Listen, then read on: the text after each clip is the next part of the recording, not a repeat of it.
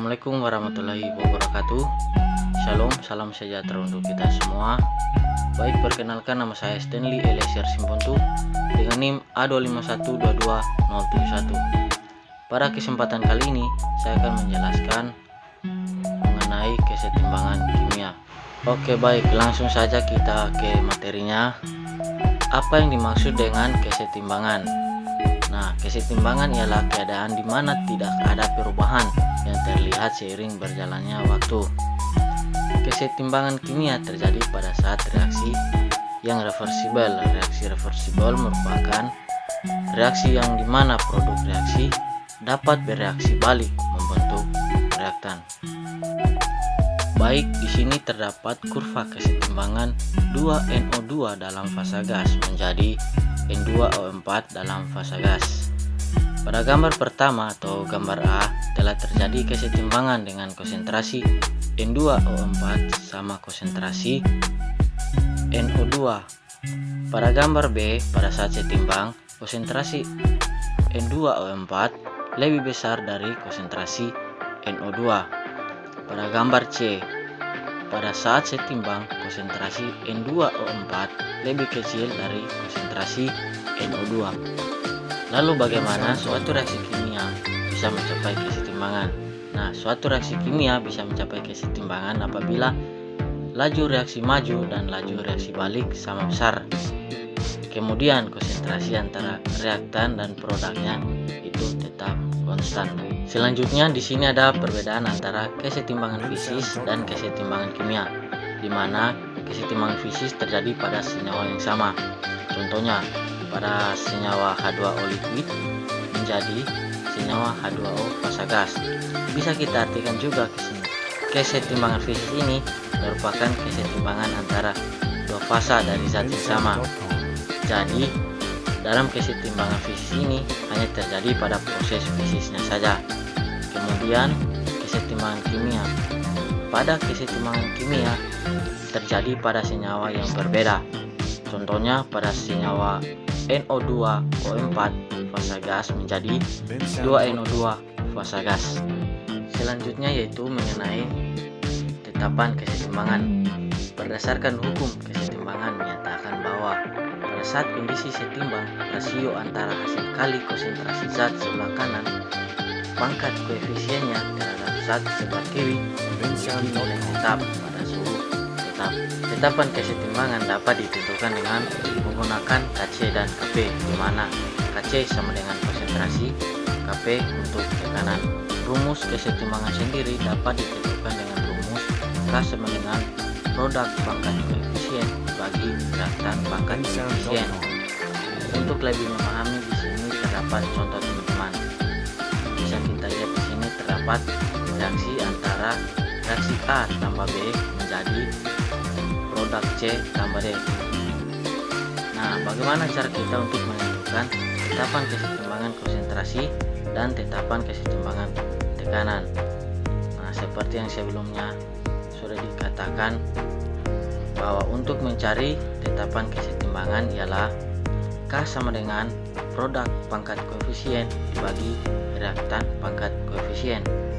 Nah, jadi untuk Kc sendiri ialah Kc sama dengan konsentrasi C pangkat 2 kali D pangkat 4 dibagi A pangkat 2. Nah, ingat bahwa untuk tetapan kesetimbangan konsentrasi, fasa yang boleh kita tulis ialah fasa dalam bentuk akuos dan gas. Untuk konsentrasi A dapat dihitung menggunakan rumus konsentrasi A sama dengan mol A dibagi volume. Sedangkan untuk menghitung tekanan dari A sama dengan mol gas A dibagi mol total gas dikali tekanan total.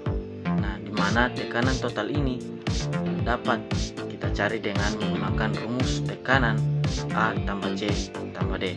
Selanjutnya yaitu hubungan antara Kc dan Kp, di mana hubungan antara Kc dengan Kp dapat dirumuskan sebagai berikut.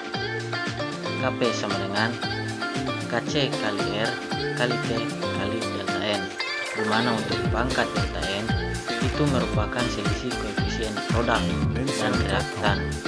Untuk R merupakan tetapan atau gadro yang bernilai 0,082 dan T merupakan suhu. Untuk suhu sendiri harus dalam satuan Kelvin. Selanjutnya yaitu energi bebas Gibbs dan kesetimbangan. Seperti yang kita ketahui bersama bahwa rumus dari energi bebas Gibbs ialah delta G sama dengan delta H dikurang T delta S, di mana delta G merupakan energi bebas Gibbs, delta H merupakan entalpi, dan delta S merupakan entropi yang ditandai dengan adanya delta.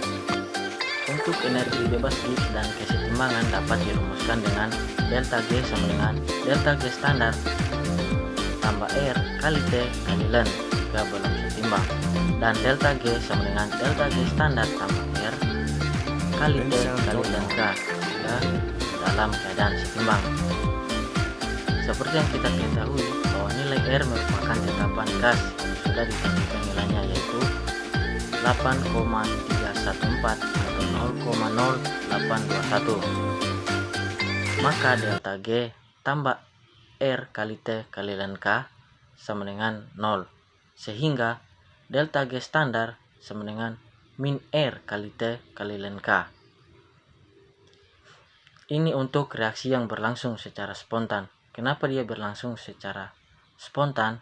Karena di sini sudah jelas nilai dari delta G ialah negatif. Kita lanjut pada koefisien reaksi. Koefisien reaksi ini dapat dihitung dengan memasukkan konsentrasi awal dari reaktan dan juga produk ke dalam persamaan konstanta. Jika Q lebih kecil dari K, maka arah reaksinya ke kanan. Namun, jika Q lebih besar dari K, maka arah reaksinya ke kiri. Oke, untuk lebih jelasnya, di sini terdapat contoh soal dan penjelasan. Dari contoh soal di atas menanyakan ke arah manakah reaksi bergeser. Di sini terdapat penjelasan terkait dengan jawaban dari soal di atas. Berdasarkan soal di atas bahwa ketika dihitung nilai Q-nya menghasilkan nilai Q yang lebih besar dari Kc, yaitu 516 lebih besar dari 0,036, sehingga kesetimbangan akan bergeser ke kiri. Baik, itulah tadi penyampaian materi mengenai kesetimbangan kimia. Mohon maaf apabila terdapat banyak kesalahan kata dan kekeliruan dalam menyampaikan materi. Saya akhiri. Wassalamualaikum warahmatullahi wabarakatuh. Shalom. Tabea.